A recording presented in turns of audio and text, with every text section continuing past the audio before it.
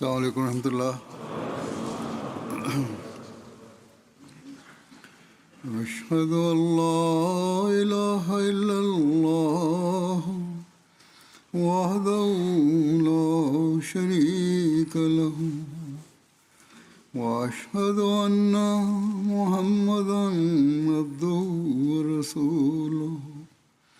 أما بعد فأعوذ بالله من الشيطان الرجيم. بسم الله الرحمن الرحيم.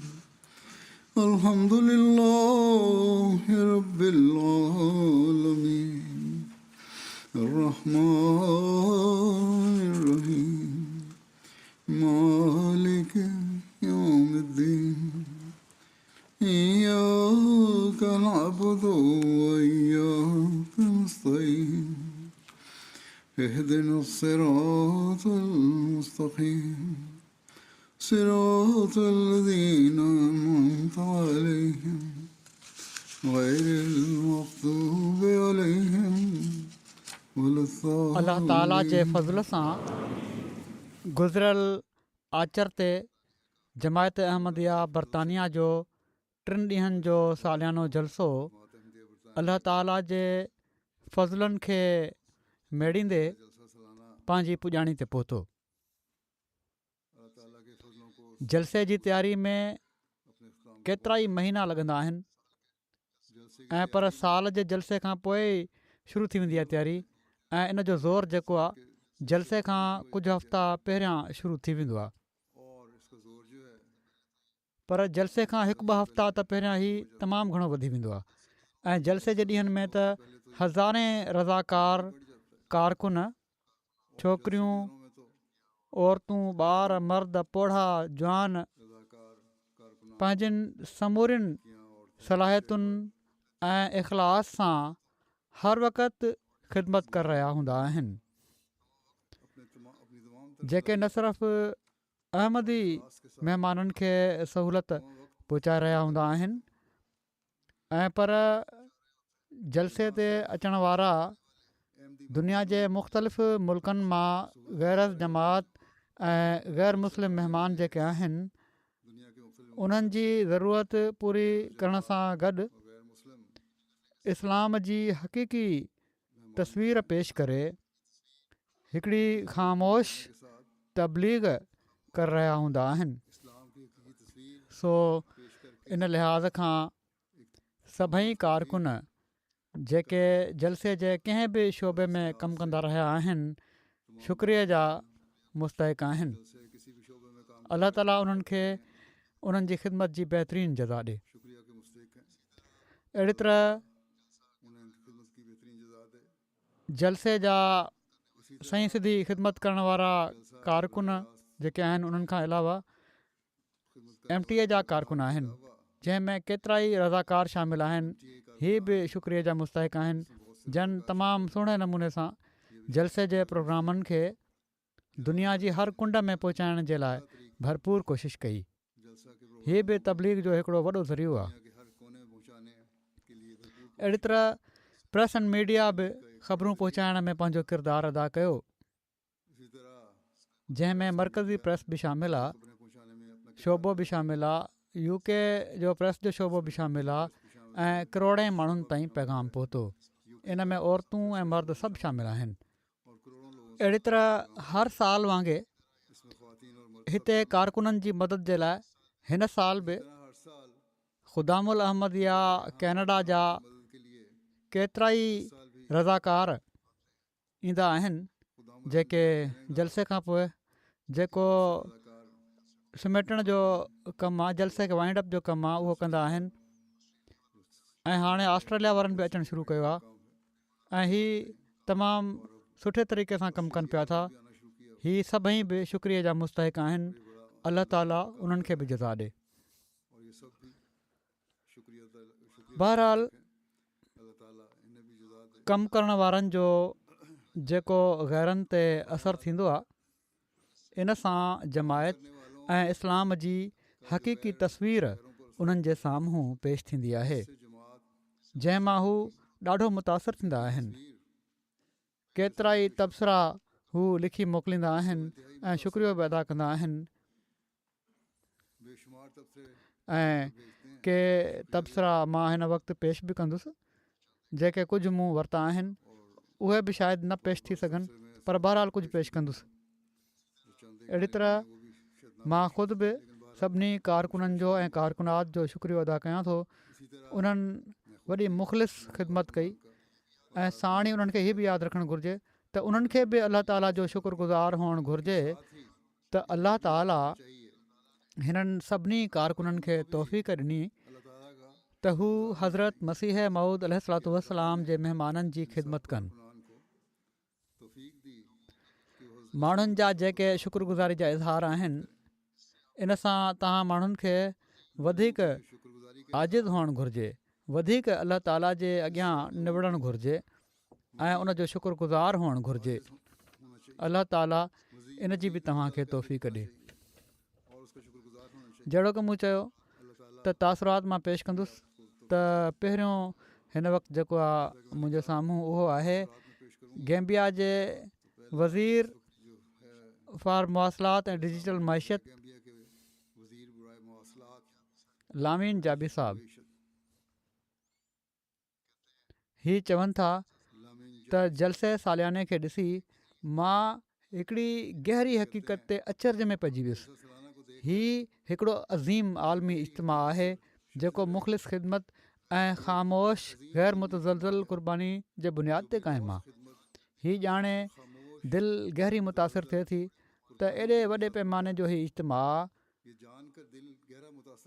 कादियान में सिर्फ़ु 75 माण्हुनि खां शुरू थियो हुयो ऐं अॼु इंतिज़ामी लिहाज़ खां हिकिड़े हैरत अंगेज़ शाहकार जी सूरत अख़्तियार करे चुको आहे। सैटेलाइट जे ज़रिए दुनिया जे 200 मुल्कनि में ॾेखारियो पियो थो वञे ऐं मूंखे हीअ ॻाल्हि बि हैरान करे थी त इंतिज़ामनि जे लाइ कंहिं पुलिस जी ज़रूरत नाहे, का दुनिया जी लालच नाहे। कॉर्पोरेट ऑफिसर, डॉक्टर्स, नौजवान पंहिंजा दुनिया जा उहिदा हिकु पासे रखे रज़ाकार तौरु फ़र्श साफ़ करे रहिया हुआ, बाहि ते मानी पचाए रहिया हुआ, ट्रैफ़िक जी रहनुमाई करे रहिया हुआ ऐं जॾहिं निमाज़ जे लाइ अज़ान थी त मुख़्तलिफ़ क़ौमियत ते ॿधल ही पुरजोश मेड़ फ़ौरन मुकमिल ख़ामोशी अख़्तियार करे वियो जो सुई किरण जो आवाज़ बि ॿुधण में न आयो। इन मंज़र मूंखे इज्तिमाही नज़्मो ज़ब्त ऐं रूहानी वाबस्तगी जो अहिड़ो ज़िंदा अहसासु ॾिनो जेको अॼोकी मादी दुनिया में अमलन अणलभा।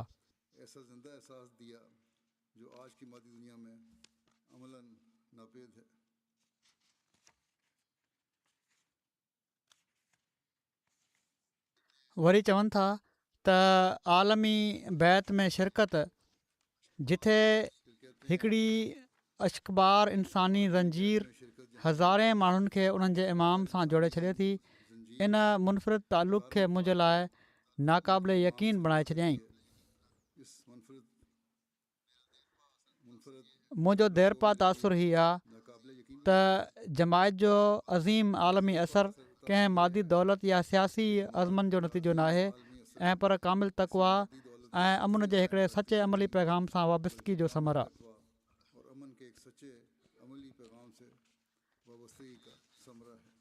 नाइजेरिया मां हिकिड़ी स्टेट जा बादशाह तक़रीबन अधु स्टेट आहे उन्हनि जे इंतिज़ाम हेठि कोबा कहिंडे वूले बाडे वूले। हीअ चवनि था जॾहिं मां जलसे सालियाने यूके में शिरकत जे लाइ रवानो थियुसि त मूंखे हरगिज़ अंदाज़ो न हो त मां हिकिड़े अज़ीमुशान मुनज़म ऐं रूहानी इज्तिमा जो हिसो बणिजणु पियो थो वञा जेको मुंहिंजी ज़िंदगी में एॾो गहरो असरु छॾींदो। हिते पहुची मां न सिर्फ़ु ग़ैर मामूली नज़्मो ज़ब्त, अख़ुवत ऐं ख़िदमत ख़ल्क़ जो अमली नमूनो ॾिठो ऐं पर दुनिया जे मुख़्तलिफ़ मुल्कनि ऐं क़ौमियतुनि सां तालुक़ु रखण वारनि माण्हुनि खे मुहबत, एतिराम ऐं भाईचारे जे रिश्ते में ॿधलु ॾिठो ऐं असांजी तमामु पुरख़लूस तरीक़े सां महिमान नवाज़ी कई वई जेका हमेशह असांजी यादुनि जो हिसो रहंदी। हिते चवनि था मूंखे घणो कुझु सिखण जो मौक़ो मिलियो, पर सभिनी खां यादगार लम्हो इमाम जमायत सां मुलाक़ात हुई ऐं उन्हनि जा ख़िताब हुआ जिन खे ॿुधी मां ॾाढो सबक़ु हासिलु कयो ऐं जमायत अहमदिया जी आलमी तरक़ियुनि जे बारे में रिपोर्ट बि ॿुधी हीअ बि वॾी हैरानकुन हुई। चवनि था तव्हांजो नारो love for all hatred for none सिर्फ़ु हिकिड़ो नारो न आहे ऐं पर जमायत अहमदिया जी अमली सुञाणप आहे। जेकॾहिं दुनिया इन मुहबत जे जज़्बे, रवादारी ऐं इंसानियत जे एतिराम खे अख़्तियार करे वठे त बेशक दुनिया अमन जो गहवारो बणिजी सघे थी। वरी चवनि था ही लाइव प्रोग्राम जेके दुनिया जी मुख़्तलिफ़ ॿोलियुनि में नशर थी रहिया हुआ उन बि मूंखे वॾो हैरान कयो।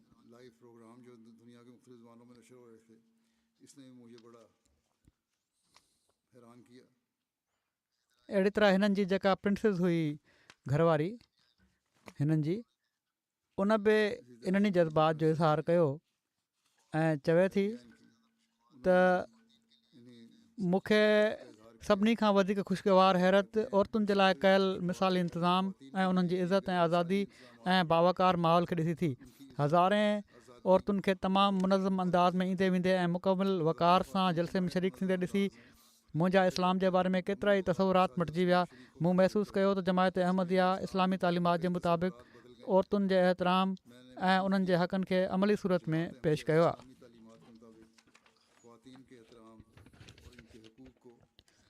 सेनेगाल मां हिकिड़ा महिमान हुआ साबिक़ गवर्नर सेंट लुइस अलियोन बद्रा आसाम साहब। चवनि था जंहिं शइ मूंखे सभिनी खां वधीक मुतासिर कयो उहा इन जी बहितरीनु तनज़ीम हुई। शुरका जे तमामु वॾे अंग जे बावजूदि हीउ वाज़े महसूसु थिए पियो त जलसे जो इंतिज़ामु तमामु सुहिणे नमूने सां कयो वियो हुयो। आमदरफ़्त जो बि निज़ाम भलो हुयो, रज़ाकार ख़ुशि अख़लाक़ हुआ, हर वक़्तु मौजूदु हुआ ऐं चवनि था मां समूरियूं तक़रीरूं तवजो सां ॿुधियूं।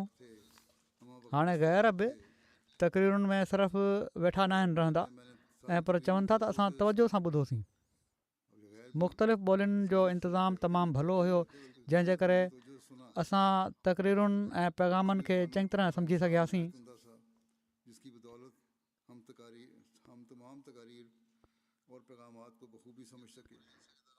जेको चवनि था त पूरे जलसे जे दौरान जेको पैगाम बार बार नुमाया थियो उहो मोहबत अमन ऐं भाईचारे जो पैगाम हो।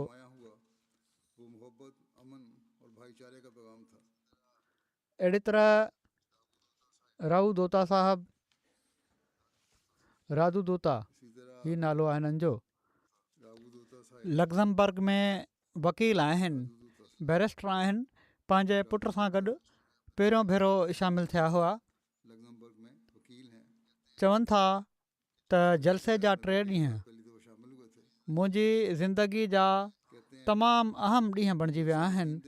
मां पहिरियों भेरो एॾो वॾो मुनज़म ऐं बावकार इस्लामी इज्तिमा ॾिठो आहे। एॾे वॾे अंग जे बावजूदि समूरो इंतिज़ाम रज़ाकारनि जे ज़रिए तमामु सुहिणे अंदाज़ सां हली रहियो हो। मूंखे ईअं पियो लॻे जीअं मुख़्तलिफ़ मुल्कनि मां आयल माण्हू हिक ई ख़ानदान जा माण्हू हुजनि।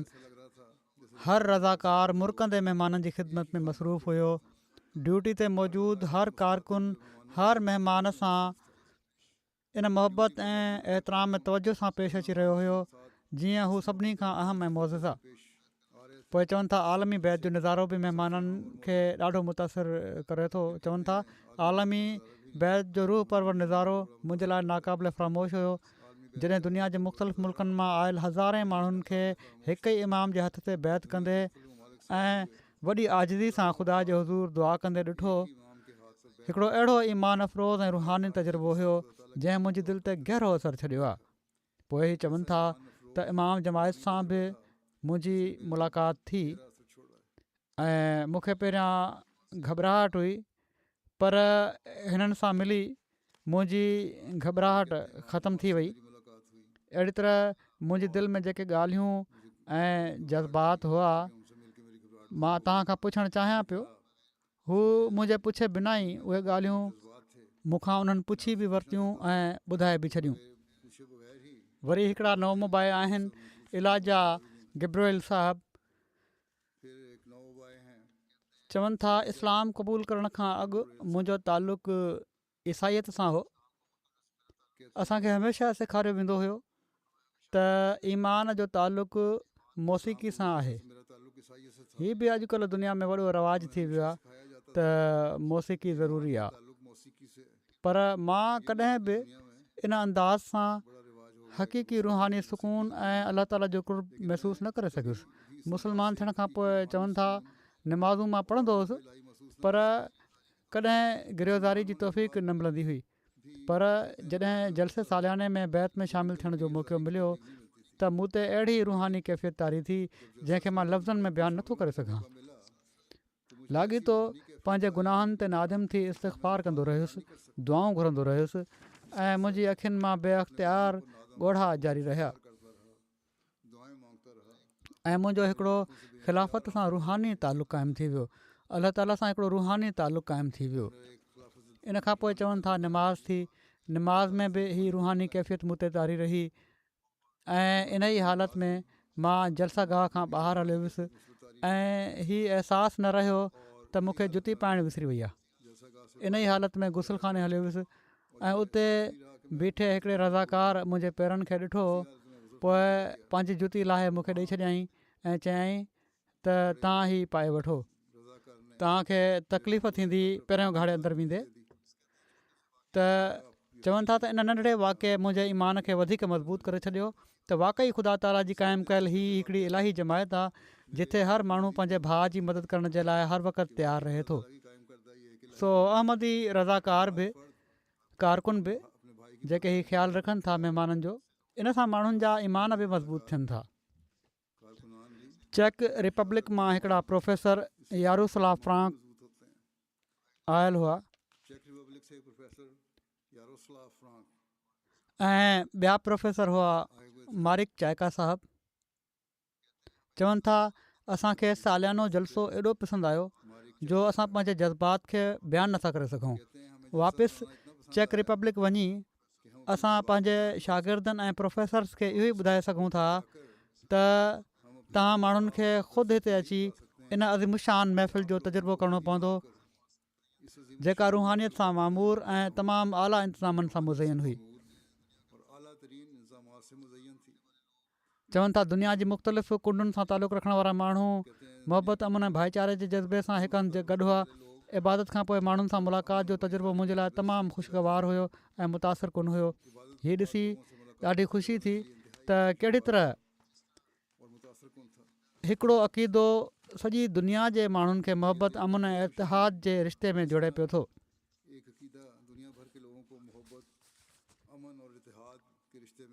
चवनि था ख़लीफ़े वक़्त जे ख़िताब खां पोइ असांखे इस्लाम ऐं तक़वा जी हक़ीक़ी सुञाणप हासिलु थी।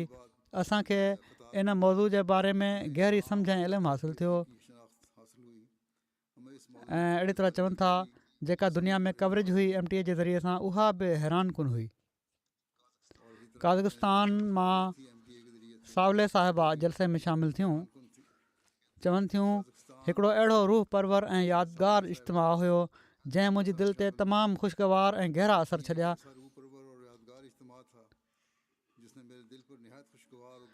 चवनि थियूं इमाम जमात ऐं ॿियनि मुक़र्रीन जी तक़रीरुनि में ईमान, आला अख़लाक, अमन, पाण में हम आहंगी, ख़ानदानी अक़दार, नौजवाननि जी तरबियत ऐं मुआशरे जी ख़िदमत जहिड़नि अहम मौज़ुअनि ते रोशनी विधी वई।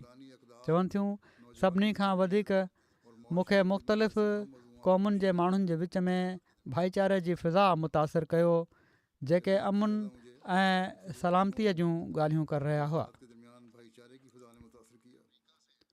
पोइ अमरीका मां डॉक्टर प्रोफेसर ब्रिटशॉफ जो जेके लॉ जा प्रोफेसर आहिनि ही बि आयल हुआ। चवनि था मूंखे सॼी दुनिया में मुख़्तलिफ़ बैनुल अक़वामी कॉन्फ्रेंसुनि ऐं कन्वेंशन्स में शिरकत जो मौक़ो मिलियो आहे पर जलसे सालियाने UK जो तजुर्बो इन्हनि सभिनी खां मुनफ़रिद रहियो आहे। 100 खां वधीक मुल्कनि मां आयल माण्हू मुख़्तलिफ़ मज़हबनि, क़ौमियतुनि ऐं ज़िंदगी जे शोबनि सां तालुक़ु रखण वारनि महिमाननि सां मुलाक़ात थी। इन्हनि सभिनी जी हिकु ई राय हुई त हिते मोहबत, एहतराम, अमन ऐं पाण में अख़ुवत जो जेको माहौल ॾिसण लाइ मिलियो आहे उहो वाक़ई ग़ैर मामूली आहे। अहिड़ी तरह चवनि था ह्यूमैनिटी फस्ट ऐं मुख़्तलिफ़ इल्मी ऐं तारीख़ी नुमाइशुनि मूंखे ॾाढो मुतासिर कयो। हीअ ॾिसी ख़ुशी थी त जमायत पंहिंजे वसीलनि सां सॼी दुनिया में ज़रूरतमंदनि जी ख़िदमत करे पई थी, तोड़े उहे कहिड़े बि मज़हब या क़ौम सां तालुक़ु रखंदा हुजनि। ऐं पोइ चवनि था त सभई माण्हू पढ़ियल लिखियल हुआ, आला तालीम याफ़्ता डॉक्टर्स, इंजीनियर्स, वकील, ॿिया माहिर तमामु आजिज़ी सां रज़ाकारानी ख़िदमत अंजाम ॾेई रहिया हुआ, जंहिं मूंखे ॾाढो मुतासिर कयो। ब्राज़ील मां टेलीविज़न रिपोर्टर आरिक पोर्तेलर साहिबु चवनि था त मां हीअ चए बिना नथो रही सघां त मां इन तक़रीब जे अज़ीम शान पैमाने ऐं वुसत खे ॾिसी हैरान थी वियो आहियां। ख़ासि तौर ते लंगर खाने जो जेको साइज़ ऐं उहे समूरियूं जॻहियूं जिते खाधो तयारु कयो वञे थो, जदीद, वसी, मुनज़म ऐं इंतिहाई साफ़ सुथरो। हर रज़ाकार जी महिनत, नफ़ासत ऐं चाह खे ॾिसण जो हिकिड़ो तमामु ख़ूबसूरत तजुर्बो आहे जेको मुंहिंजी दिलि खे अमन ऐं ख़ुशी सां भरे थो छॾे। फिलिपाइन मां प्रोफेसर यूसुफ मोरलेस ही पंहिंजी घरवारी सां गॾु आया हुआ। हू बि प्रोफेसर आहिनि। प्रोफेसर श्रीमा मोरलेस चवनि था हिननि ईसाइत मां इस्लाम क़बूलु कयो आहे ऐं नेशनल कमीशन ऑफ मुस्लिम फिलिपिनोज़ जा चेयरमैन बि रही चुका आहिनि, अञा अहमदीन आहिनि। चवनि था जेतोणीकि बाज़ाब्ता हाज़िरी तक़रीबन 50,000 ॿुधाई वई, पर जलसागाह जी वुसत ऐं इंतिज़ामनि जो पैमानो ॾिसी मूंखे महसूसु थियो त हीउ इज्तिमा इन खां अञा वधीक वॾो आहे। ख़ासि तौर ते उन्हनि हज़ारे रज़ाकारनि जी काविशुनि ते हैरानी थी जेके पंहिंजो वक़्तु ऐं ख़िदमत पेश करे हिकिड़ो मुकमिल वक़्ती शहर वसाइनि था, जंहिंमें हज़ारे माण्हुनि जे लाइ रहाइश, खाधे, ट्रांसपोर्ट, सफ़ाई ऐं ॿियूं सहूलियतूं मुयसरु आहिनि। माली लिहाज़ खां ख़ुशहाल हुअण जे बावजूदु रज़ाकार ख़िदमत कनि था ऐं तमामु सादड़ी ऐं जिस्मानी मुशक़त वारी ख़िदमत कनि था ऐं वॾी आजिज़ी सां कनि था। ऐं इहे ई ॻाल्हियूं आहिनि जेको हिकिड़ो पुरमन ऐं अहम मुआशिरो तामीर करे सघे थो। नंढनि ॿारनि खे पाणी पीआरींदे ॾिठो। अहिड़ी तरह चवनि था 14-15 सालनि जा 2 ॿार हुआ, खाधे ते उन्हनि जी ड्यूटी हुई ऐं एॾी ज़िम्मेवारी सां हू डुकी डुकी 300 माण्हुनि खे खाधो खाराए रहिया हुआ जो हैरत थिए पई। हिते चवनि था मूंखे हीअ बि अची इल्मु थियो त सर मोहम्मद ज़फ़रुल्ला ख़ान साहिबु अहमदी हुआ। अहिड़ी तरह डॉक्टर अब्दुल सलाम साहिब जे कारनामनि जो वधीक पतो लॻो। अहिड़ी तरह इमाम जमायत जे ख़िताबनि मूंखे ॾाढो मुतासिर कयो। मुख़्तसिर वक़्त में केतिरनि ई मौज़ुअनि जो उन्हनि हाथो बि करे वरितो ऐं हर मौज़ू खे तफ़सीली पर सादे ऐं क़ाबिल फ़हम अंदाज़ में पेश कयऊं।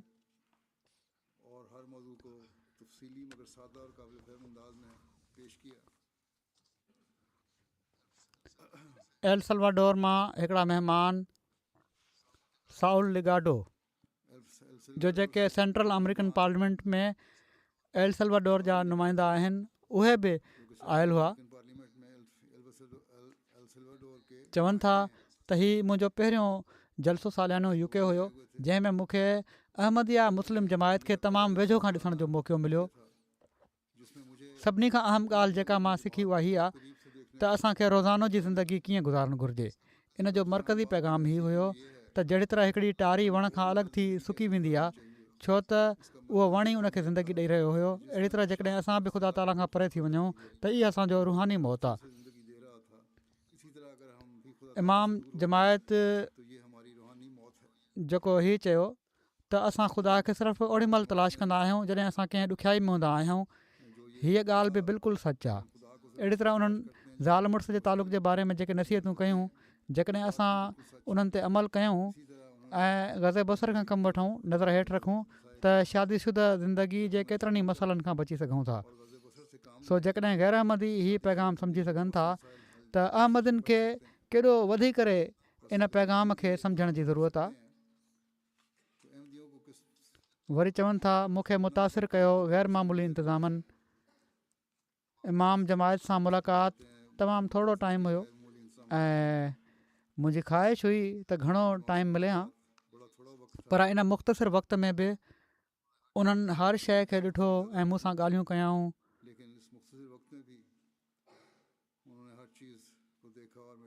ऐं चवनि था मुलाक़ात खां पोइ त मूंखे यकीन थी वियो त ख़लीफ़े वक़्त खे पंहिंजी जमात जे बारे में वॾी मालूमात हूंदी आहे ऐं उहा किथे किथे ऐं कहिड़ी जॻह ते बीठी आहे, उनखे गहरी दिलचस्पी आहे इन्हनि ॻाल्हियुनि में.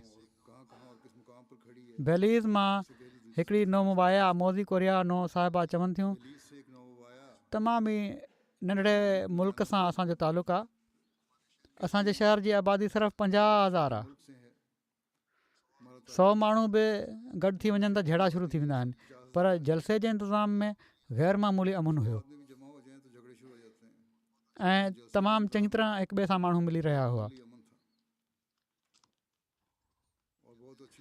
चवनि थियूं मुंहिंजे लाइ पंहिंजे जज़्बात खे लफ़्ज़नि में बयानु करणु मुमकिन नाहे. मां पंहिंजे पाण खे हिकिड़ो अहमदी मुस्लमान चवण में हाणे ख़ुशी महसूसु कयां थी. चवनि थियूं मुंहिंजे घरवारे खे गुज़िरियल साल जलसे सालाने में शिरकत जी तौफ़ीक़ मिली हुई ऐं उन वक़्तु ख़लीफ़ा वक़्तु चयो हुयो त पंहिंजी घरवारी खे बि अहमदियत जो पैगाम पहुचाए ऐं अलाह जे फज़ुल सां मां अॼु पूरे यकीन ऐं फ़ख़्र सां चवां थी त मां अहमदी मुस्लमान आहियां. बल्गारिया मां सिविलिन पेनकोफ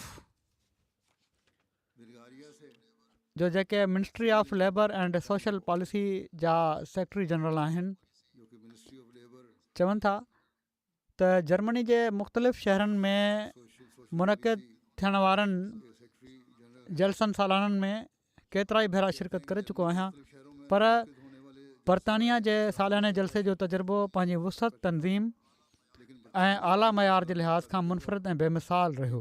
जंहिं शइ मूंखे मुतासिर कयो उहा जलसागाह जी ग़ैर मामूली वुसअत ऐं उते क़ाइमु कयल वक़्ती शहर हुयो. समूरियूं बुनियादी सहूलतूं तमामु सुहिणे नमूने सां फ़राहम कयूं वयूं हुयूं ऐं 50,000 खां मथे जे अंग में माण्हू उते गॾु हुआ. जलसे में थियण वारियूं तक़रीरूं तमामु मालूमाती इल्मी ऐं आला मयार जूं हामिल हुयूं. मुक़ररनि मज़हबी ऐं साइंसी मौज़ुअनि खे तमामु भले अंदाज़ में पेश कयो, जंहिंसां हाज़रीन जे इल्म ऐं मार्फत में वाधारो थियो. मुख़्तलिफ़ नुमाइशुनि मूंखे ॾाढो मुतासिर कयो ऐं उन्हनि खे जदीद तक़ाज़ाउनि जे मुताबिक़ तमामु प्रोफेशनल अंदाज़ में तरतीब ॾिनो वियो हुयो. ॿारनि जे लाइ बि उते तरबियती प्रोग्राम हुआ ऐं नुमाइशूं हुयूं. हीअ शयूं अहिड़ियूं आहिनि जेके अचण वारी पीढ़ी जी तरबियत जे लाइ भलियूं आहिनि. सेनेगाल मां अहमदू बा साहब तिजानिया फ़िरके सां तालुक़ु रखण वारा पंहिंजे इलाइक़े जा मज़हबी अॻुवान आहिनि. चवनि था त हिन जलसे जी शानदार तनज़ीम ऐं इंतिज़ाम मूंखे तमामु घणो मुतासिर कयो आहे. जंहिं अंदाज़ सां ई जलसो मुनक़िद थियो, सिक्योरिटी जा बहितरीनु इंतिज़ाम, हाज़रीन जा आला अख़लाक, उन्हनि जी दानाई, ख़ुशि अख़लाक़ी, बिलख़ुसूस अहमदिया जमायत जे माण्हुनि जे बुलंद किरदार मुंहिंजी दिलि ते गहरो असरु छॾियो आहे. चवनि था पहिरियां जमायत अहमदिया जे बारे में सिर्फ़ु ॿुधंदो हुउसि, पर अॼु पंहिंजी अखियुनि सां हिकिड़ी अहिड़ी जमायत खे ॾिसी तमामु घणी ख़ुशी थी आहे जेका तमामु मुनज़म, तमामु मुख़लिस ऐं पंहिंजे ख़लीफ़े जी हिदायतुनि ते पूरी तरह अमल करण वारी आहे. चवनि था हीअ त मूंखे पहिरियां मालूम हुयो त तव्हां माण्हू इंसानियत जी ख़िदमत जे लाइ घणो कुझु कयो था. जीअं अतिया आहिनि, पाणी जा खूह आहिनि, मस्जिदूं आहिनि, इस्पतालूं आहिनि, इमदादी सरगर्मियूं आहिनि, ॿिया फलाही मनसूबा आहिनि, पर अॼु मां तव्हांजे इंसानी अख़्तार, इंसानी तरक़ी जे लाइ कोशिशुनि, दानाई, बुनियादी तालीम जे फ़रोग़ ऐं तालीमी इदारनि खे ॾिसी मज़ीद मुतासिर थियो आहियां, मज़ीद नुमाइशुनि में ॾिसी। हक़ीक़त हीअ आहे त मां तव्हांखे दिलि जी गहराइनि सां भेटा पेश कयां थो ऐं चवनि था त इमाम जमायत सां मुंहिंजी मीटिंग थी, इन सां बि मूंखे जमायत खे सम्झण जो ॾाढो मौक़ो मिलियो। अहिड़ी तरह सेनेगाल मां मोरमान काबा जाकाटे साहिबु मेंबर पार्लियामेंट आहिनि।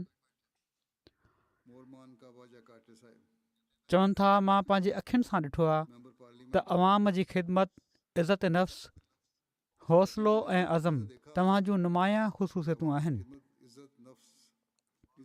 लफ़्ज़नि खां वधी करे मां हिते ख़िदमत वारो इस्लाम ॾिठो आहे।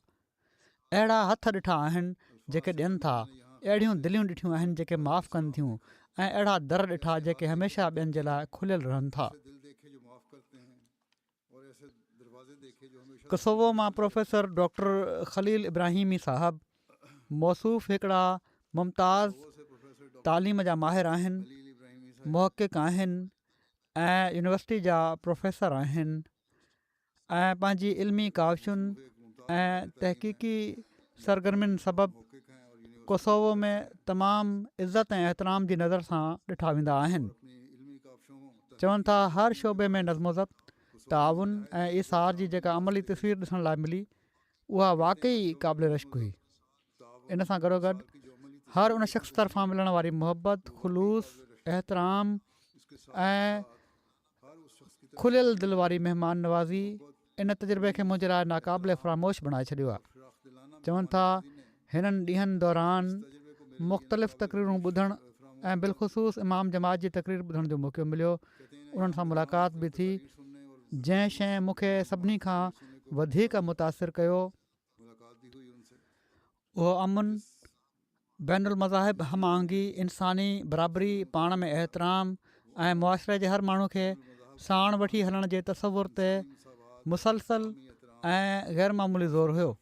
अॼोके दौर में जॾहिं दुनिया जे केतिरनि ई हिसनि में मज़हबी ग़लतफ़हमियूं, इंतिहा पसंदी ऐं अदम बर्दाश्त हिकिड़ो संजीदा चैलेंज बणिजी चुका आहिनि, उते ही पैगाम तमामु बर वक़्त, उमेद अफ़ज़ा ऐं इंसानियत जे लाइ रहनुमाई फ़राहम करण वारा महसूसु थियनि था।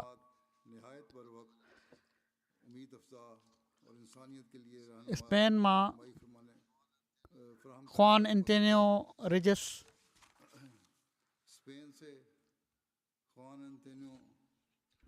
जेके मेयर आहिनि पैदराबाद जा,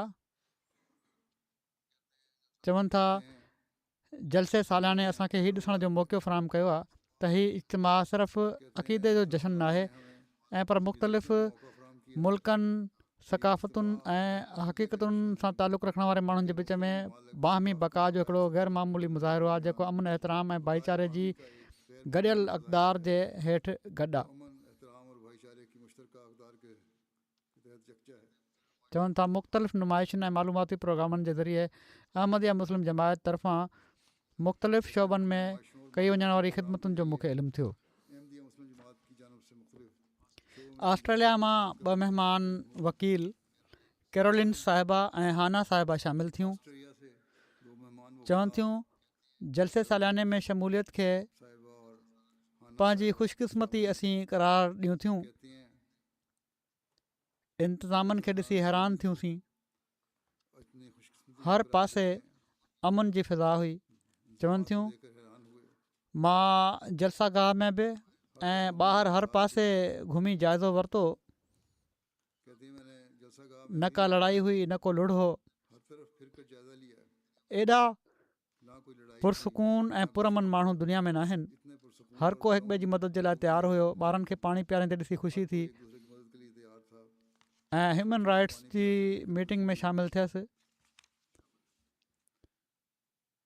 कम्यूनिटी जो सॼी दुनिया में अमन फैलाइण जो ख़्यालु ऐं हक़ क़ाइमु करण जो ख़्यालु रखणु हीअ सिर्फ़ु अहमदियुनि जे लाइ न आहे, ऐं पर हर हिकु मज़लूम जे लाइ आवाज़ु उथारणु हीअ वॾी ॻाल्हि आहे, जंहिंजे करे मां ॾाढो मुतासिर थियसि। उहा त एॾो घणो मुतासिर थी आहे जो पंहिंजे मुबलिक खां वाइदो वठी वई आहे त ईंदड़ साल बि मूंखे हिते वठी अचु।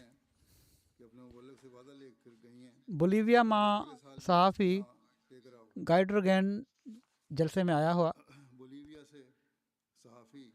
चवनि था त जमायत अहमदिया मुस्लिमा जे सालियाने जलसे में शमूलियत अख़्तियार करणु मुंहिंजे लाइ हिकिड़ो शानदार तजुर्बो हो।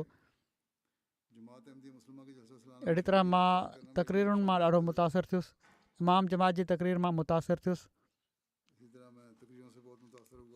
ऐं चवनि था हिकिड़ो अहिड़ो जलसो हुयो जेको हमेशह जे लाइ असांजी ज़िंदगियुनि में नक्श थी वेंदो ऐं असांखे पंहिंजे रब जे वेझो थियणु ऐं उन जी रहमत हासिलु करण जो रस्तो ॾेखारींदो। अलाह ताला करे त इस्लाम जे पैगाम खे बि क़बूलु करण वारा बणिजी वञनि। चवनि था ज़ाती तौर ते हीउ ॾिसण जो मौक़ो मिलियो त सालनि खां वठी जेका ग़लति तौर ते ही प्रोपेगेंडा फैलाइण जी कोशिशि कई पई थी वञे त मुस्लमान औरत मज़लूम आहे ऐं दॿाउ में आहे, इहो बिल्कुलु कूड़ आहे। इन जे उबतड़ इस्लाम में औरत खे जेका इज़त हिफ़ाज़त ऐं अहमियत ॾिनी वञे थी, इन खां मां ॾाढो मुतासिर थियो आहियां। कोसोवो मां ओनी जोशरी साहबु जेके बल्दी अली जान जा चीफ ऑफ कैबिनेट आहिनि, चवनि था त इमाम जमायत जो ख़िताबु ॿुधण जो मौक़ो मिलियो ऐं जलसे जे थियण खां पहिरियां रज़ाकारनि खे नसीहत कई हुअऊं त महिमाननि जी ख़िदमत खे हिकिड़ी अज़ीम ज़िमेदारी सम्झंदे मुहबत आज़िज़ी ख़ुलूस ऐं बहितरीनु अख़लाक सां अंजाम ॾियो। ही खमस जी राति ते चवनि था त उन वक़्तु ही मूंखे नसीहत भली लॻी हुई, पर मूंखे अंदाज़ो न हो त ॿिए ॾींहुं इन जो अमली नमूनो पंहिंजी अखियुनि सां ॾिसंदुसि। चवनि था मुंहिंजी तबियत ओचितो ख़राबु थी वई, चकर अचणु शुरू थी विया, तबियत ख़राबु थी वई, उल्टी अचणु शुरू थी वई। तुर्त फस्ट एड वारनि मूंखे ॾिठो, 6 डॉक्टर मुंहिंजे चौधारी अची विया। ईअं महसूसु थियो त जीअं मां पंहिंजे घर में हुजां। त उन घड़ी मूंखे अहसासु थियो त ख़लीफ़तुल मसीह जूं हिदायतूं सिर्फ़ु लफ़्ज़ न हुआ ऐं पर हर रज़ाकार जी अमली ज़िंदगी जो हिसो आहिनि। जापान मां हिरोयुकिया इवामोतो साहबु चवनि था त असांजे लाइ तमामु यादगार सफ़र हो। असां जलसे जे माहौल खे मुहबत ऐं रूहानियत सां भरपूर महसूसु कयो। ख़िदमत करण वारनि कारकुननि जो जज़्बो, पाणी पियारण वारनि ॿारनि जी ख़िदमत जो अंदाज़ ऐं ख़िलाफ़त सां जमात जो तालुक़ु ऐं तव्हांखे ॾिसण जी तड़प, हीउ तमामु ज़बरदस्त तजुर्बो हो। हिकिड़ा ॿिया दोस्त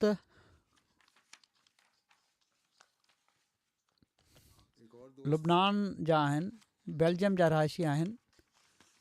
चवनि था मां छो त डिप्लोमेटिक कोर में कमु कंदो आहियां ऐं मां दुनिया में मुख़्तलिफ़ जॻहियुनि ते जिथे वॾियूं वॾियूं मीटिंग्स थींदियूं आहिनि वेंदो आहियां, तोड़े उहो क़तर हुजे, ब्रसिल्स हुजे या ऐं ॿियनि वॾियुनि वॾियुनि जॻहियुनि ते हुजे, पर मां किथे बि हिन जलसे वांगुरु तमामु आला ऐं मुनज़म प्रोग्राम नाहे ॾिठो जो 50,000 खां वधीक माण्हू आहिनि। को कंहिंखे धिको नथो ॾिए, को घटि वधि नथो ॻाल्हाए, हर को इज़त ऐं एतिराम ऐं मुहबत सां मिले पियो थो। ऐं इस्लाम जी जेका अख़ुवत जी तालीम आहे, मां अमली तौर ते हिते ॾिठी आहे। अहिड़ी तरह क़ुर शरीफ़ जी जेका तालीम आहे त ला इकराह फिद्दीन, उहा मूंखे अमली तौर ते हिते जलसे में नज़र आई, जो हिते ॿियनि मज़हबनि जा माण्हू बि अचनि पिया था, हिते रहनि पिया था, उन्हनि जो बि अदब एतिराम कयो पियो थो वञे ऐं ख़ुशीअ सां आज़ादु घुमनि पिया था। अर्जेंटाइन मां सर्जियो रोबन बि हिते शिरकत कई। मुल्क जी सभिनी खां अहम नेशनल अख़बार क्लेरिन में मज़हबी मामलनि जा चीफ एडिटर आहिनि। चवनि था अचण खां अॻु मां पंहिंजे अख़बार खे इन जलसे में शिरकत जे बारे में इतलाह ॾिनो त मुंहिंजे केतिरनि ई कोलीग्स इस्लाम जे ख़िलाफ़ु जेके उमूमी तसुबात आहिनि उन्हनि जे आधार ते सलाह ॾिनी त पंहिंजे फ़ैसिले ते नज़रसानी करे वठां।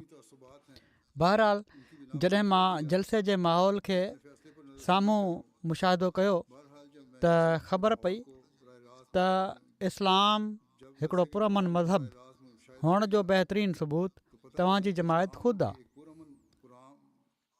तव्हांजे जलसे जो ही पुरमन माहौल आहे जो एतिरे क़दुरु वॾे ऐं वसी मेड़ जे बावजूदु हर पासे अमन ऐं सलामती जी फिज़ा हुई। चवनि था जलसे जे आख़िरी ॾींहुं हिननि टीवी चैनल TN ते जलसे जी लाइव नशरियात कई त जीअं नाज़रीन खे बि ही माहौल ॾेखारियो वञे ऐं इन ॻाल्हि ते बि ज़ोर ॾिनऊं त इस्लाम हिकिड़ो अमन ऐं सलामतीअ जो मज़हब आहे ऐं जमायत खे दलील जी हैसियत सां पेश कयऊं। पाण कैथोलिक आहिनि, चवनि था तव्हांजे ख़लीफ़े जो जलसे जो इफ़्ताही ख़िताब मूंखे पसंदि आयो जंहिंमें तक़वा जी ॻाल्हि उन्हनि कई जेको हर दीन जो बुनियादु आहे ऐं चवनि था हिकिड़े ईसाई हुअण जी हैसियत सां मूंखे इन पहलू जे लिहाज़ खां पंहिंजे इल्म ऐं इरफ़ान में तमामु घणो वाधारो करण जो मौक़ो मिलियो। लिथुएनिया मां स्वेतिलाना मार्की विचने साहिबा चवनि थियूं त जलसे सालियाने जे मौक़े ते मुसलमाननि में रही हिननि जा तौर तरीक़ा वेझो खां ॾिसण जो मौक़ो मिलियो, घणो कुझु नओं सिखियो। इमाम जमायत जो औरतुनि सां ख़िताबु ॿुधी इस्लाम में औरत जे मक़ाम जे बारे में मुंहिंजूं केतिरियूं ग़लतफ़हमियूं ख़तमु थियूं। हीअ ॼाणे ख़ुशी थी त इस्लाम औरत खे इज़त तहफ़ुज़ ऐं उन जे बुनियादी हक़नि जी तालीम ॾिए थो। ख़िताबु तमामु मुतवाज़िन मुदलल ऐं दिलि खे छुई वठण वारो हुयो जंहिं मूंखे इस्लाम जे बारे में वधीक मुस्बित अंदाज़ में सोचण जो मौक़ो फ़राहम कयो।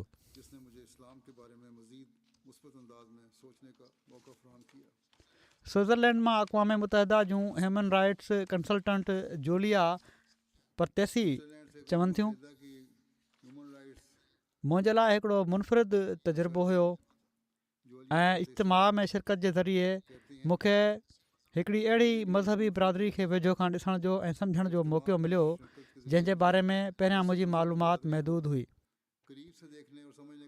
रज़ाकारनि ऐं शरीक थियण वारनि जी महिमान नवाज़ी, ख़ुशि अख़लाक़ी ऐं ताउन मूंखे ॾाढो मुतासिर कयो। हर हिकु तमामु सुहिणे नमूने सां मिले पियो, सुवालनि जा जवाब मूंखे ॾियनि पिया ऐं हमेशह इन ॻाल्हि जे लाइ तयारु रहनि पिया त असांखे सुवाल जा जवाब ॾियनि, जंहिंजे करे मूंखे जमायत अहमदिया मुस्लिमा जी तारीख़, रिवायात ऐं बुनियादी अक़दार खे बहितर अंदाज़ में सम्झण जो मौक़ो मिलियो। मुख़्तलिफ़ नुमाइशुनि जी बि हिननि तारीफ़ कई आहे त तमामु दिलचस्प नुमाइशूं हुयूं जंहिंमें तारीख़, इंसानियत जे ख़िदमत जे मनसूबनि ऐं हर शोबे में उन जी ख़िदमतुनि जो मौसर अंदाज़ में पेश कयो वियो। औरतुनि जे किरदार जे बारे में नुमाइश मुंहिंजे लाइ ख़ासि तौर ते मालूमात अफ़ज़ा साबित थी छो त इन मौज़ू खे जमायत जे पंहिंजे नुक़्ते नज़र खां सम्झण जो मौक़ो फ़राहम कयो। ट्यूरिन इटली मां प्रोफेसर फेडरिका सोना साहिबा चवनि थियूं त जलसे सालियाने में उन्हनि खे दूर अंदेशी ऐं रुहानियत जो हिकिड़ो ख़ूबसूरत इम्तिज़ाज नज़र आयो। अक़ली नुक़्ते नज़र खां ॾिसूं त हैरान कुन ॻाल्हि हीअ हुई त समूरो इंतिज़ाम केॾे न सुहिणे नमूने सां हली रहियो हुयो, जीअं हवाए पाण सां गॾु वठी वञी रही हुजे।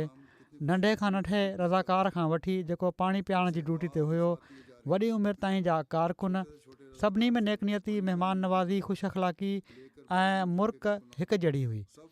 जज़्बाती तौर ते मां चवां थी त हिकिड़े वॾे बैन अल-अक़वामी ख़ानदान में भलीकार चयो वेंदो हुजे, ईअं पियो लॻे। महिमान खे ख़ुशी सां क़बूलु कयो वञे थो, जेको तवजो ऐं मुहबत सां पेश आयो वञे थो। चवनि थियूं मुंहिंजी मुलाक़ात केतिरनि ई मर्दनि, औरतुनि ऐं ॿारनि सां थी जन उन्हनि सां मुर्क विरहाई, रस्तो ॻोल्हण में मदद कई या पंहिंजी ज़िंदगी जा तजुर्बा कॾहिं दर्दनाक, कॾहिं ख़ुशगवार ऐं कॾहिं रोशन ख़्याल बयानु कया।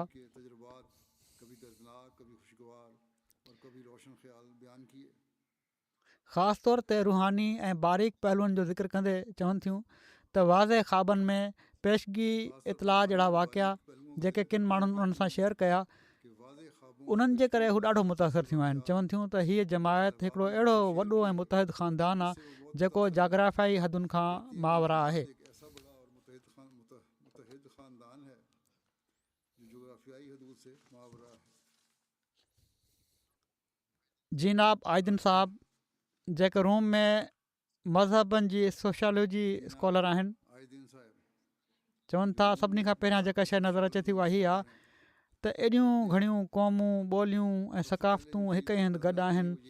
मुख़्तलिफ़ मुल्कनि जे झंडनि खे जमायती परचम सां फड़काइण जी तक़रीब इन बैन अल-अक़वामी यगानगत खे नुमाया करे थी। माना त हिकिड़ी अहिड़ी नंढड़ी दुनिया जिथे मुख़्तलिफ़ क़ौमूं पंहिंजी इनफ़रादियत ख़तमु कए बिना गॾु रहनि थियूं। चवनि था बहैसियत मज़हबी सोशियोलॉजी जे शागिर्द हीउ ॾिसण जो मौक़ो मिलियो त हिकिड़ी दीनी जमात कहिड़ी तरह मुक़ामी सुञाणप ऐं आलमी यगानगत खे गॾु वठी हली सघे थी। अहिड़ी तरह महिमान नवाज़ी जी उन्हनि ॾाढी तारीफ़ कई, कारकुननि जी ॾाढी तारीफ़ कयूं।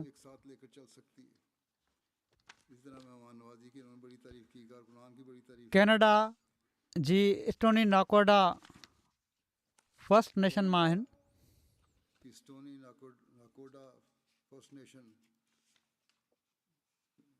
नालो इन्हनि जो आहे रेवंटोनी स्नो साहब।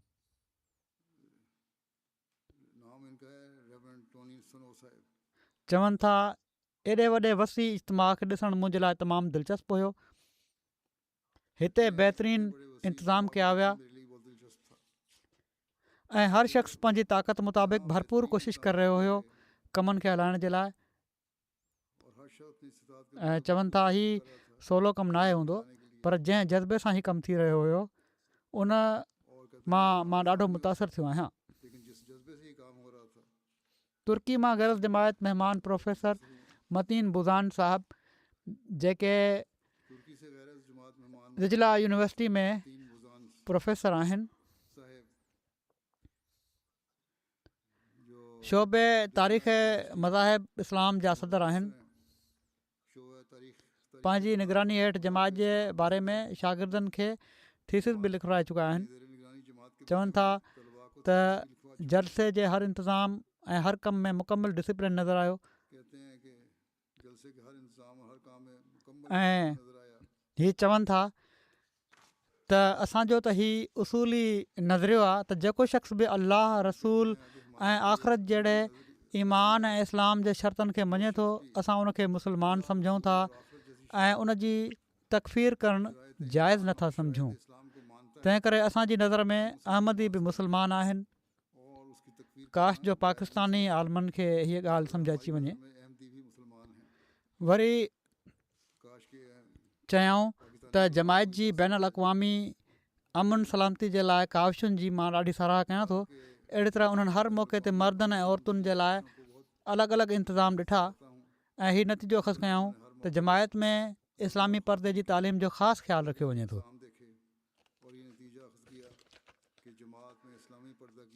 फ्रांस मां तेरीवाले साहब जेका कोऑर्डिनेशन एसोसिएशन आहे उन्हनि जी फ्रीडम कॉन्शियस जा सदर आहिनि। चवनि था त बेऐब इंतिज़ाम हुआ, पुरमन माहौल हुयो, वॾो सुकून हुयो। इमाम जमायत जो इख़्तितामी ख़िताब वाक़ई हिकिड़ी अज़ीम मिशल राह ऐं दिली तौर ते मुतासिर कुन हो। उन असांजे उन्हनि आला मयारनि जी यादगिरी कराई जेके असांखे पंहिंजे लाइ क़ाइमु करणु घुरिजनि ऐं इन पुरमन दुनिया जो अहसासु ॾियारायो जंहिंजी तामीर जे लाइ असां सभिनी खे कोशिशि कंदो रहणु घुरिजे।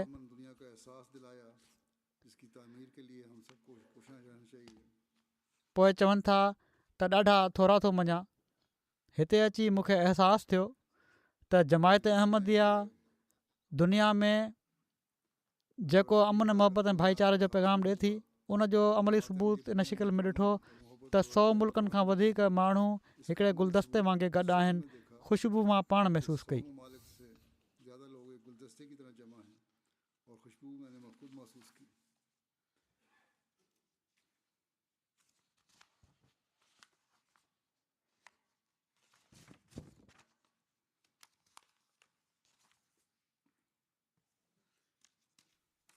बेल्जियम मां हिकिड़ा जर्नलिस्ट आहिनि,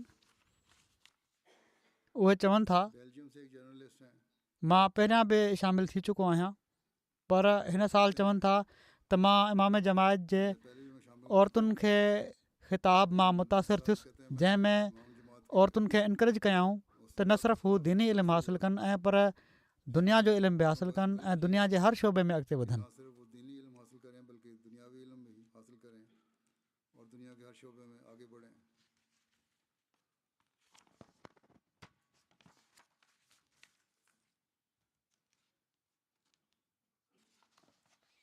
अहिड़ी तरह जापान मां प्रोफेसर मेनेसाकी हिरोको साहिबा आहिनि, इसी तरह जापान से उन्हनि जमायत अहमदिया ते हिकिड़ो तहक़ीक़ी किताब बि लिखियो आहे, साहिबाएं जंहिंजे लाइ हू रबुआ बि वयूं, कादियान बि वयूं उन्होंने जमात ऐं में मुख़्तलिफ़ तहक़ीक़ जॻहियुनि ते की, वयूं, ॿियनि जिसके लिए तमामु गहरो इल्मु आहे हिननि जो। बयान भी गई चवनि थियूं और मुख्तलिफ त हिकिड़ो जर्मन नौजवान मिलियो मूंखे जलसे ते, उन अॼु ई बैत कई हुई। जर्मन नौजवान मुझे मां उन खां पुछियो त तोखे कहिड़ी शइ बैत करणु नाराग़िब कयो आहे? चवणु लॻो जलसे जे माहौल, तुम्हें किस चीज़ में अहमदिन जे राग़िब किया? भाईचारे ऐं पाण में मोहबत मजबूर कयो जलसे आहे। के माहौल ने अहमदियों के भाईचारे और मोहब्बत बाहमी मोहब्बत ने मजबूर किया।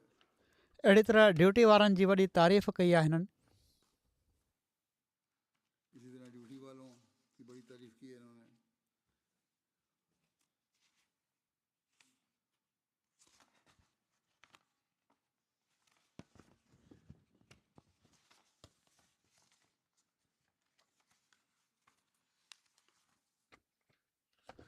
अहिड़ी तरह आर्ची साहब जो जेके इंडोनेशियन आहिनि, यूनान में पंहिंजी यूनानी नौ मुस्लिमा गैर अहमदी घरवारी सां गॾु रहंदा आहिनि, यूनान में अपनी यूनानी चवनि था दावत मिली के साथ रहते हैं त मूं सोचियो त हीउ हिकिड़ो रूहानी सफ़र आहे, मूंखे अलाह ताला जे वेझो आणींदो, तो मेरा तंहिं करे मां यूनान छॾे हिते अची वियुसि ऐं ख़लीफ़ा वक़्त जी करीब लाएगा, तक़रीरुनि इसलिए मूं मैं ते गहरो छोड़ के असरु छॾियो आहे।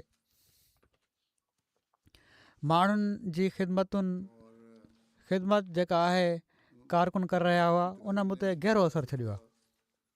लोगों की खिदमत जो है कारकुनान कर रहे थे, उसने मुझे गहरा असर छोड़ा।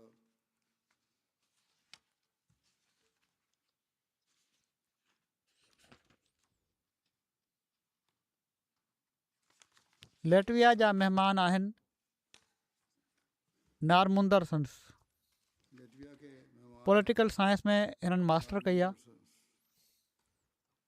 पॉलिटिकल साइंस हिननि जो मकालो हुयो पाकिस्तान में अहमदनि जे ख़िलाफ़ु ज़ुल्म ऐं ज़्यादती ऐं नाइंसाफ़ियूं। इनका मुकाला ही था शामिल थिया। पाकिस्तान में अहमदियों के खिलाफ जुल्म और ज़्यादती।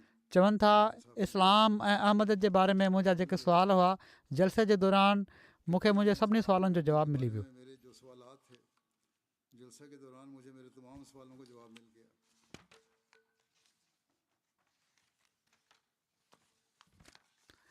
वरी यूनान जे वफ़द में हिकिड़ी महिमान औरत हुई, उहा चवे थी तमामु ख़ूबसूरत तजुर्बो हुयो, रज़ाकारनि मां हर हिकु महिमाननि सां तमामु तजुर्बा था दोस्तनि वांगुरु हुयो ऐं मददगार हुयो। मेहमान के नुमाइशूं तमामु भलियूं हुयूं, ख़ासि तौर ते रिव्यू ऑफ रिलीजन्स जी इस्लाम जी तारीख़ जे बारे में नुमाइश। खास तौर पर मां केतिरा ई कलाक गुज़ारणु चाहियां पई। कि इस्लाम की आसार क़दीमा जे बारे में जेको मूंखे ॿुधायो वियो, कई घंटे गुजारना चाहती थी। हिकिड़ी ॻाल्हि चवनि थियूं, सॼियूं तारीफ़ूं करण खां पोइ चवनि थियूं बात कहती हैं त हिकिड़ी ॻाल्हि मूंखे पसंदि न आई, मुझे नापसंद बात उहा ही त के औरतूं इस्लामिक ड्रेस कोड माना परदे जी चङी तरह पैरवी न पियूं कनि इस्लामिक ड्रेस ऐं के मर्द बि गज़े फसर में कमज़ोरी ॾेखारे रहिया हुआ, बावजूद जो मां इन बारे में ख़ासि तौर ते तलक़ीन कई हुई गज़े बसर में कमजोरी दिखा त मनफ़ी तबसरे खे बि असांखे पंहिंजी इस्लाह जे लाइ सोचणु घुरिजे, ॿुधणु घुरिजे। तो मुंशी तो सो जेके बेहतियाती कंदा रहिया आहिनि उन्हनि खे यादि रखणु घुरिजे त ग़ैर असांखे तमामु गहरी नज़र सां ॾिसंदा आहिनि ऐं असांखे उन्हनि खे को अहिड़ो मौक़ो न ॾियणु घुरिजे जंहिंसां इस्लाम जी हक़ीक़ी तस्वीर ते दाग़ लॻे। और हमें उन्हें कोई ऐं पर जलसे जी तक़रीरुनि जे दौरान मां हज़रत मसीह मौद अलैहिस्सलाम जो हीउ इक़्तिबास बि हिकिड़ो पढ़ियो हुयो त गैरनि खे अहिड़ो मौक़ो न ॾियो जो असां ते आङुर खणनि। एक इक़्तिबास ही पड़ा था कि लोगों गैरों को ऐसा मौका ना दो कि जो हम पर उंगली उठाएं।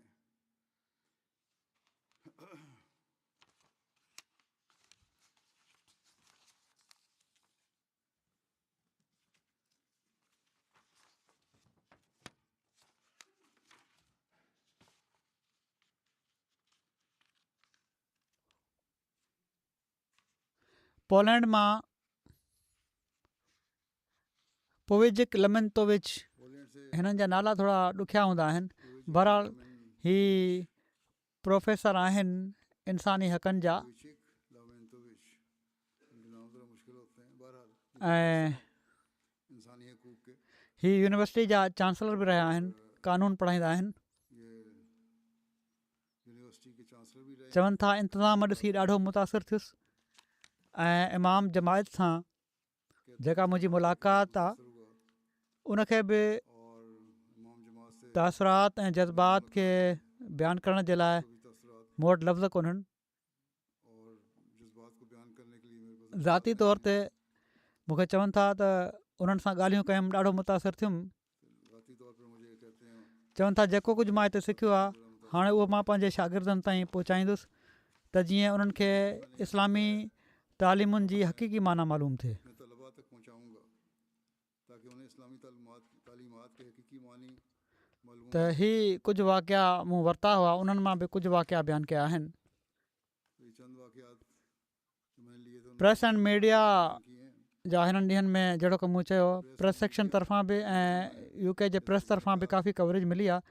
ऐं बरतानिया जी जेका मौक़िर अख़बार आहे काफ़ी दी टाइम्स, उन पंहिंजी फ्रंट लाइन ते पंहिंजी ख़बर शाया कई आहे।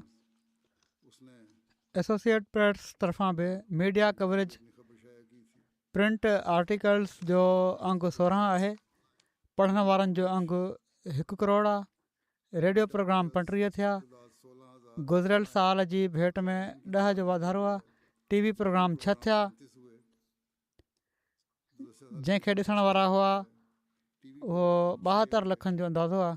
सोशल मीडिया ते जिसको देखने वाले थे वो 72 लाख का अंदाज़ा 5,30,000 व्यूज़ थिया ऐं यूके सेक्शन में 5 लाख करोड़नि में आहे उन्हनि जी हिकिड़ी रिपोर्ट। और यूके से गॾियल कवरेज 5 करोड़ 28 लख माण्हुनि ताईं थी आहे प्रेस एंड मीडिया जे ज़रिए सां। ऐं 28 लाख किन 12 मुख़्तलिफ़ अख़बारनि ऐं टेलीविज़न चैनल्स कवर कयो।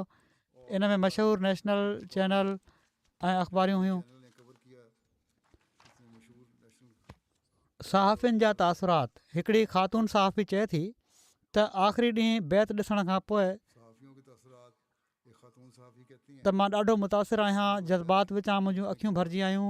हीउ हिकिड़ो अहिड़ो नज़ारो हुयो जेको मां दुनिया में कॾहिं बि नाहे ॾिठो ऐं मुंहिंजो ख़्यालु न आहे त दुनिया या को ॿियो कॾहिं बि अहिड़ो तजुर्बो ऐं अहिड़ी तक़रीब मुनक़िद करे सघे थो। हीउ मंज़रु साह रोकण वारो हुयो ऐं मां मुकमल तौर ते हिन जे सहर में आहियां। सांसें रोक देने वाला था। अहिड़ी तरह ॿियनि बि माण्हुनि जा तासुरात आहिनि।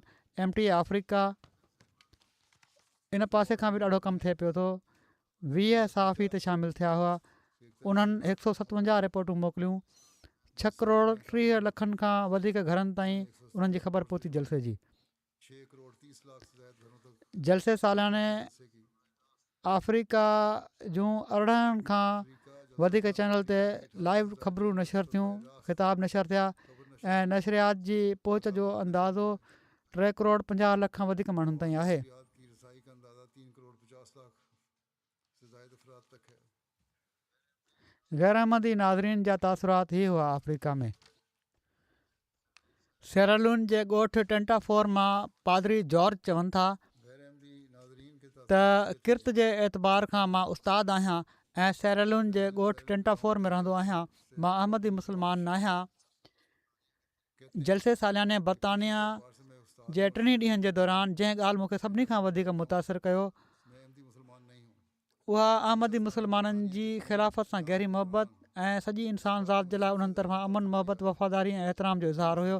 तोड़े उन्हनि जो तालुक़ु कंहिं बि मुल्क सां हुजे। पर इन इंसान के लिए उनकी तरफ से अमन मोहब्बत वफादारी और एहतराम चवनि था मूंखे आचर ते चर्च वञिणो हुयो त पर मां मस्जिद वञी आलमी बैत ॾिसण जो फ़ैसिलो कयो कहते हैं मुझे ऐं उते जेको कुझु मूं ॾिठो उहो मुंहिंजे तसवुर खां बिल्कुलु मुख़्तलिफ़ हो। से जाके हाणे मां सम्झी वियो आहियां त जमायत अहमदिया मुस्लिमा सॼी दुनिया में एतिरे क़दुरु तेज़ी सां छो पखिड़िजे पई थी। वो मेरे तसव्वुर से अक्सर मुख्तलिफ अहिड़ी तरह ॿिया केतिरा ई पादरी आहिनि ऐं माण्हू आहिनि पढ़ियल लिखियल, उन्हनि पंहिंजा तासुरात मोकिलिया आहिनि। अलाह ताला से क्यों फैल रही हिन जलसे जा जिथे नेक असर सॼी जमायत जे माण्हुनि ते क़ाइमु फ़रमाए, उते माण्हुनि जी बि रहनुमाई फ़रमाए ऐं उन्हनि खे सही इस्लाम ऐं जहाँ नेक असरात तमाम जमात के अफराद पर कायम फरमाए, वहाँ लोगों को भी की भी रहनुमाई फरमाए और उन्हें सही इस्लाम और अहमदी की तरफ राग़िब करे।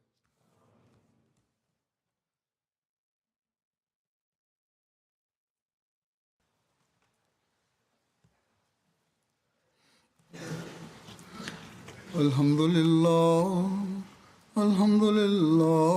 नहमदुहु व नस्तईनुहु व नस्तगफिरुहु व नुमिनु बिही व नतवक्कलु अलैहि व नऊज़ु बिल्लाहि मिन शुरूरि अनफुसिना व मिन सय्यिआति अअमालिना मन यहदिहिल्लाहु फला मुदिल्ल लहु ومن يضلل فلا هادي له ونشهد أن لا إله إلا الله ونشهد أن محمدا عبده ورسوله عباد الله رحمكم الله إن الله يأمر بالعدل والإحسان وإيتاء ذي القربى وينهى عن الفحشاء